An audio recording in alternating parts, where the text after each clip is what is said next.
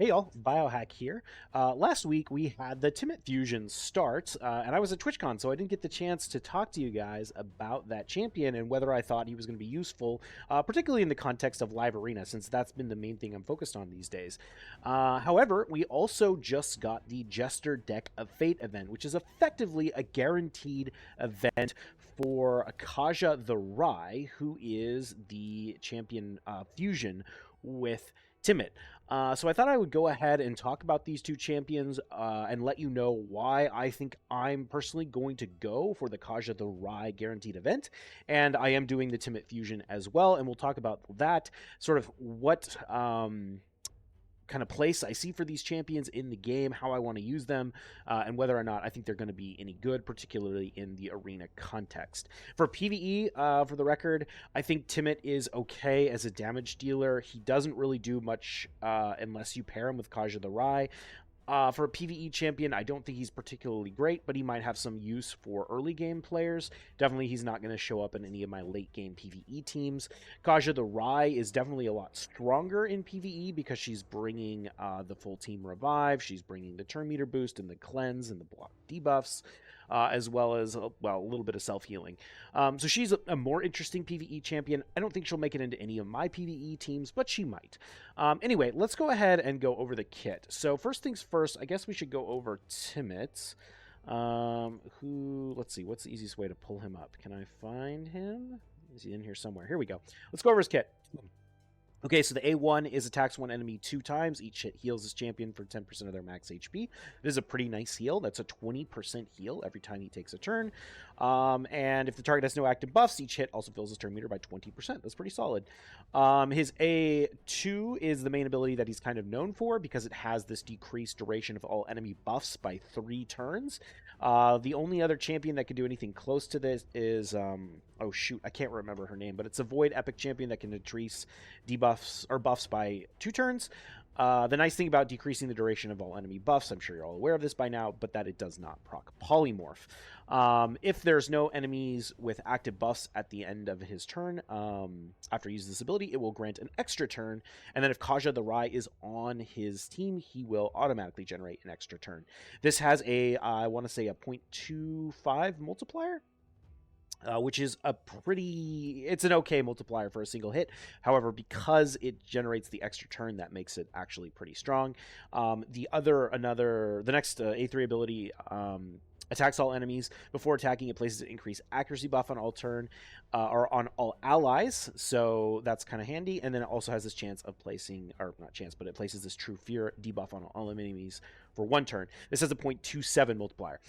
Important thing about this champion, I think I've seen a lot of videos talking a lot about this ability to reduce the enemy buff duration, and a lot of people seem to think this champion is kind of bad. And while I don't think this champion is bad, I think the vast majority of people I've seen using him are not building him very well. I think this champion is definitely needs to be paired with Kaja the Rye to do anything. I think if you don't pair him with Kaja the Rye, because you don't get this guaranteed chance at an extra turn, if any of the enemies on the team have active buffs, that massively reduces his ability to be a strong nuker. So you need to pair him with Kaja the Rye. But I think the best way to build him is for damage. I think this is a nice ability, but this alone is not important enough to be a good damage, or to bring enough to the team to be important. You need to make him a damage dealer with a little bit of accuracy. So, think about how I don't know if you've seen all my live arena videos, but I have like a little bit of accuracy on my Stultus so that he can basically be a nuker, but he also has a slight chance to land the like stun on the enemy nukers, right? You want to basically build champions like this, like these nukers with some benefits, in such a way where they have enough accuracy to do their job to the enemy nukers, but they're not going all in on accuracy enough to actually affect the support champions. That kind of helps in 2 ways, because it means that they're less likely to get polymorphs, since nukers are less likely to have the polymorph blessing. And it also means that they can still do their job as a nuker. If you put this champion with 200 accuracy, that's very easy to do. That's going to have a very, very minor impact on your ability to do damage, but it's going to be more than enough to make sure this ability goes off on the nukers. So when you think about this ability, you think this is buff stripping nukers only, right? Nukers only, or any champion that has low resistance. Put a little bit of accuracy on there and build him for damage. That's the idea. If you hit him with both of these two abilities, it's going to hit on the level of something like a Magnar. The total combined multiplier between these two abilities is a little bit lower than Magnar's, but he does have a higher base HP than Magnar. So that makes him a pretty strong option, and it also makes him a strong option in live arena because he's an HP-based nuker.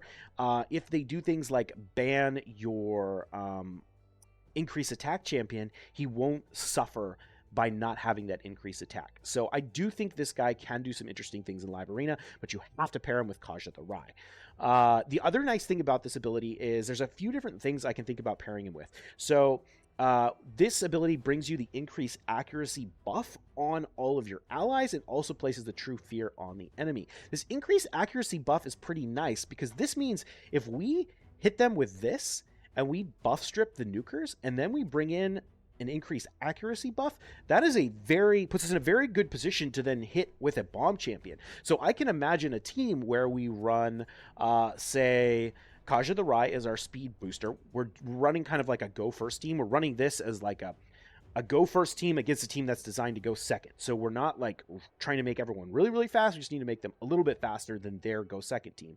We come in, we buff strip here, we give ourselves increased accuracy, and then we come in with like a Lord Shazar, for example, who gives himself his own increased attack.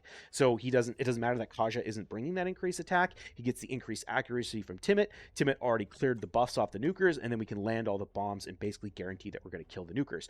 Also, this means that if the Stone Skin doesn't get pulled off by Timit, the bombs will be able to kill it. So that's one potential combo where you're thinking in a live arena context where you're using double nukers, how you can synergize with the nukers. Another, one more thing. Let's talk about his passive real quick. Well, no, we're on this topic. Let's talk about this. He also puts this True Fear debuff up, which makes me think that he could pair very, very well with another HP nuker.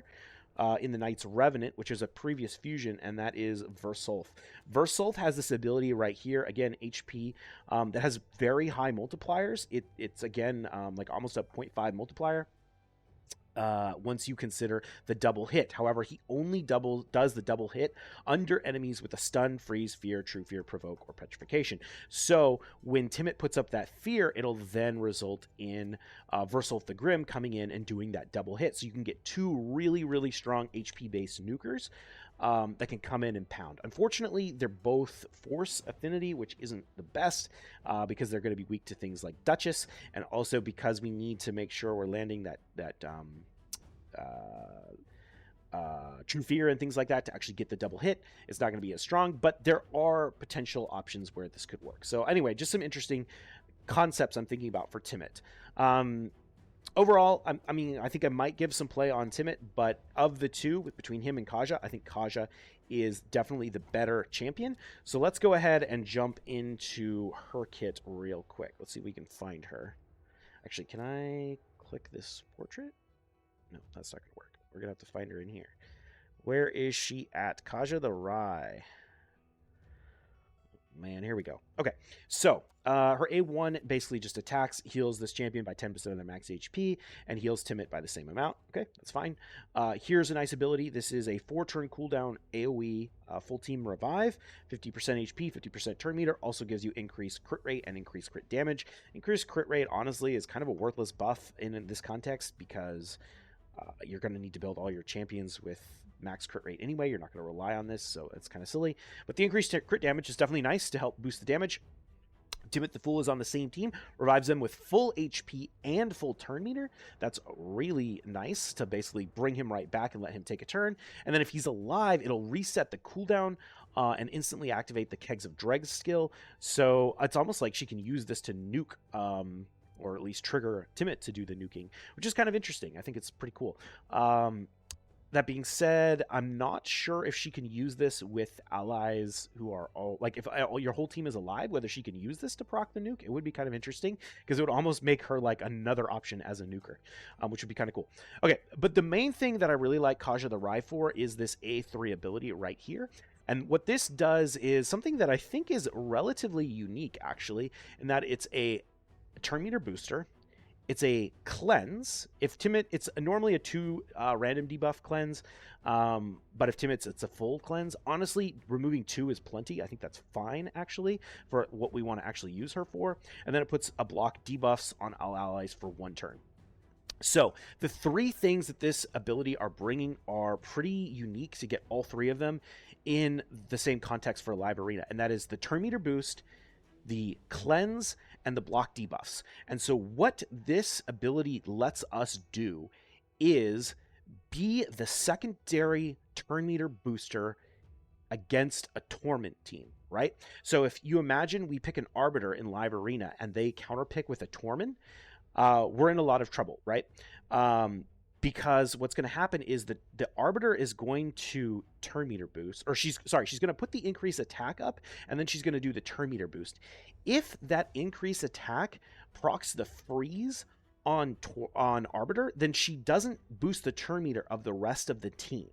And so what happens at that point is essentially the order of the rest of your nukers is going to depend basically just on their flat speed. So if, for example, you turn meter boost, but their nukers are faster than your nukers naturally, and Arbiter gets frozen on that first buff, so she doesn't turn meter boost the team, then all their nukers are going to go before your nukers. It's going to be a huge problem. But of course, and there's ways to counter Torment, like just bringing in a cleanser, right? Like we could say Arbiter, turn meter boost, and then Pythion cleanses. But because we didn't get that turn meter boost, we get the nukers coming back. What Kaja lets us do is, because she's providing the cleanse, and she's providing the turn meter boost and the block debuffs, she can then push our nukers over the edge of all of their nukers and make sure that somebody gives them that turn meter boost that lets them go before the enemy nukers. So that is what I want to build her for. I want to put her in 6-piece stone skin. I want to make her as fast as possible in 6-piece stone skin. And the idea is, if we go Arbiter, like I go Arbiter, Warlord, Staltus, let's say Foley, and they pick a Torment in there, I can counterpick with Kaja the Rai, and Kaja will make sure that my nukers get to go before theirs, even if Arbiter gets frozen. That's the idea. And so that's the main thing I want her for. I think she could also do some really interesting things when we pair her with Timid. I think because she can act as a turn meter booster, she's got this revive. I mean, she's almost kind of got like, she's got a pretty interesting kit. It's like a combination of a lot of different champions. She's got a little bit of Siphi in there. She's got a little bit of Pythion in there. She's got a little bit of Duchess in there. Like all sorts of interesting things in this kit. And I think she has the potential to be really, really useful, particularly for this ability here. And then also bringing the revive. Because there's other champions that can bring turn meter boost and block debuffs, but they don't do the cleanse, so they can't really act as the second turn meter boost. Like even champions like Loriaka, which is a pretty terrible champion, but she brings the turn meter boost and the block debuffs, but she doesn't bring the cleanse, so she's the go second on the team, then it's not going to work. She also brings the nice ally speed in all battles. So anyway, that's what I'm thinking for this champion, and that's why I think I'm going to go for her. Because we have a 10x event for Georgid right now, and Georgid is probably my most wanted Void champion, or at least very, very close to most wanted Void champion, because I run so many go first teams. I think I'm just going to go ahead and pull all my Void shards. I've been saving. I don't like to go below 120 because I like to keep these for a guaranteed Void. The other option would be to maybe go for Sacreds. Today it's Kandrafon, tomorrow it's Prince Kymar, so if you don't have a Prince Kymar, that's a great chance, a great opportunity to pull. You need to pull about 20 Sacreds or about a little under 120 Voids to get Kaja, assuming you need to open up every single one of the cards in order to get all the fragments. But yeah, that's how I think I want to build Kaja. I think I'm going to build her in 6-piece stone skin. I think I'm going to build her as fast as possible to be the go second turn meter booster against Torment teams, so she can land that cleanse, block debuffs, and make sure my team goes first, even if Arbiter eats the freeze to the Torment. We'll see what, it's going to take me a while to get her booked out and built up and all this kind of stuff. So I can't really do any showcases with her yet. If I get enough subs, maybe eventually I can get access to the test server where I'd be able to build all this stuff ahead of time and let you guys know how I feel about these champions once I can actually use them. So subscribe to the channel if you haven't done that yet. I would appreciate it. And I think that's going to be it for now. I will upload the shard polls in a separate video, so look out for that in the next couple of days. See you later. Cheers.